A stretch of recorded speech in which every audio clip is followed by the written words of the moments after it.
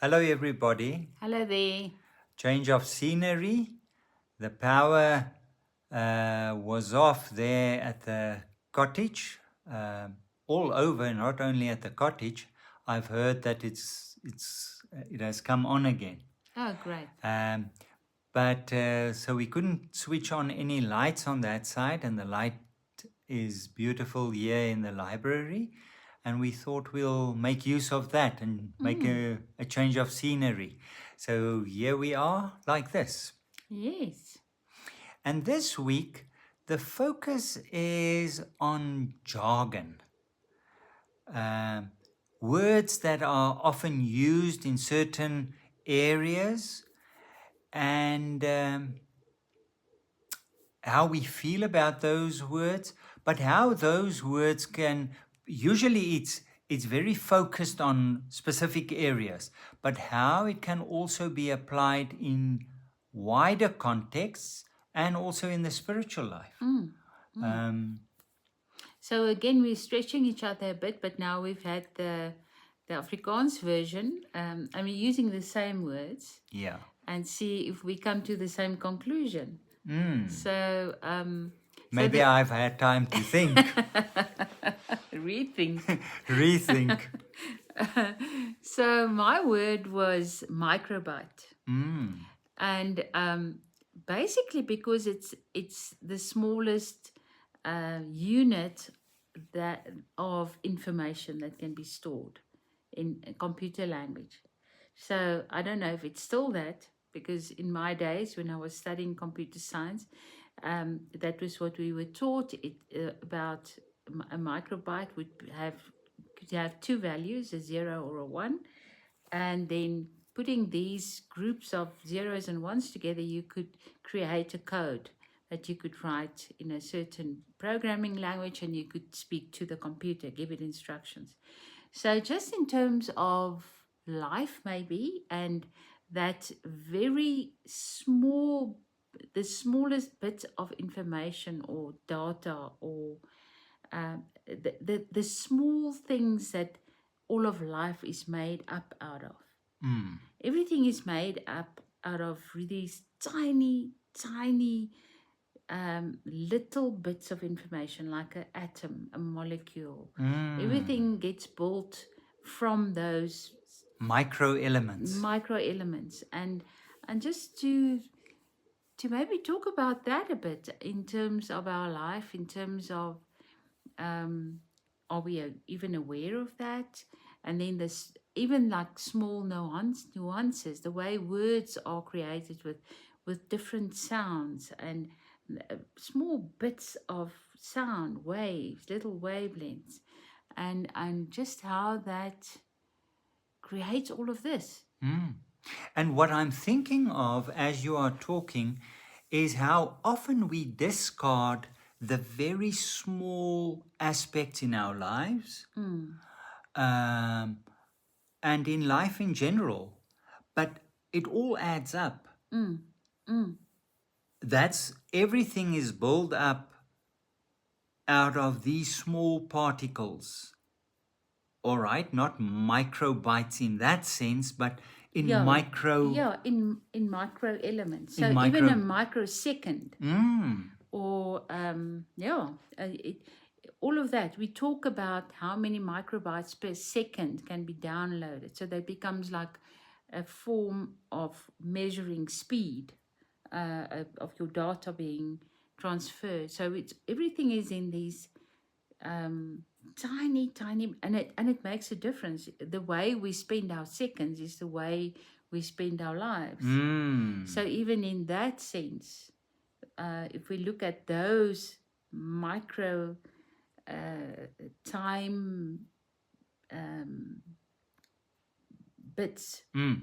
um, so actually it's a really very important. Well, it's what all of life is made up out of. Mm. Mm. Yeah, it's a very, very important aspect. And it has expanded from the computer world to many, many other fields, and we Mm, use it in everyday language. mm, Mm. A very good one. mm. Rather positive. Now don't. as opposed to yours. So let's go there, positive, negative, black, white, white, black. Yeah. I have to confess, as I spoke in the Afrikaans one, it seems I have a chip on my shoulder with my A jargon. microchip. No, this is quite bigger. Is it? Oh, okay. I can actually see it. Yeah. And it has to do that with the fact that jargon often can become mere usage. It becomes a stop word. It becomes a replacement for a lot of things without thinking about things anymore. We talk in jargon. And Or I think creating a certain atmosphere, a certain perspective that you want to create. And those words have become the stop words for creating that perspective. yes. Let me put it to you this way. If I am to listen to a conversation that is only made up of jargon, it's not a satisfactory or a satisfying conversation. It's overused. It's too familiar. So you sort of lose any nuance. Yeah. Because you accept that anybody has agreed on the value of this word. Yeah. So everybody knows what you mean when you say that word. Yes, you merely say that word, Yeah. and then it brings in a whole, and it doesn't leave space, that's how I feel, for individual creativity and nuances. It becomes a blanket. All right, that's my background. So the two jargon words that I really struggle with is dynamic and institutions of excellence. But in that context. And in that context, So I have to clarify, it's usually in the advertisement or the for applications for jobs. That's right. The specifications of who you are looking for. That's right. So an institution of excellence will place an ad saying we are looking for a dynamic applicant who will contribute to the ethos of this institution of excellence. Now, those two words, dynamic and an institution of excellence. I would love to apply dynamic to my spiritual journey as well, because it's movement. There's activity, there's creativity. Creativity fits into dynamic in that sense. So now I'm almost laying words into somebody's, so it's perceptions on my part.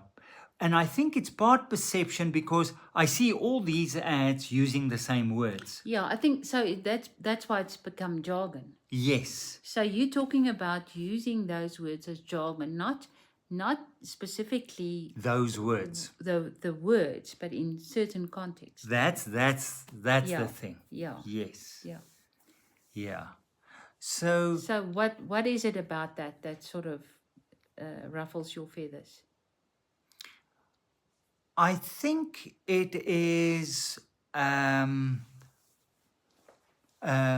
language of production and outcome, and to the advantage of growth and Growth, like negative, like growth in terms of more in a capitalistic system, more on creating wealth. Yes. Yeah. Yeah. Expanding the size of a business or taking it one step further, Yes. making it more prominent. Yes. And I mean, now my mind is going all over the place. Uh, if you have a company full of dynamic people, there's such a lot of underlying competition because uh, it is ideas being weighed against each other and so on. So, I Which mean, which shouldn't be such a, it should be very creative depending on how they mesh, you know. I mean, but I know what we are talking about is the overuse of a word that a very good word that we would like to apply in this conversation also on our lives, and also it's a pity that these words get sort of put in a mold of a certain I think that's part of the problem. Yes. system, a certain category. So in terms of even an institution of excellence, so so just because they talk about the institution of excellence in those terms, doesn't mean that we doing what we're doing are not an institution of excellence. Yeah. Not in that sense, but in trying our utmost best to be the very best that we can be at what we're doing. Yes. Yes. In terms of Yes, living, no. Yes. even living this type of life, as not to excel. I think if you look at the base of the word excellence, Yeah. I agree with you. Excelling for me is a word that says you have to be best, you have to be first, you have to be biggest, you have to be. Exactly. So that's not that. It's not that. Yeah. Um, Yeah. I would prefer a term for the Restory, like a place of going deeper, a place of depth, a place of quiet, a place of uh, meeting yourself again. yeah. Those. So it's sort of, it goes in two directions. Yes. Yeah. So we're definitely not an institution of excellence. I hope not. We are not. and I'm open to be convinced and to No, you've made that clear now. yeah. I'll have to just accept that. Yeah. But thank you that we can have these conversations with you, and we'll talk again next week. Keep well, everyone. Bye bye. Bye.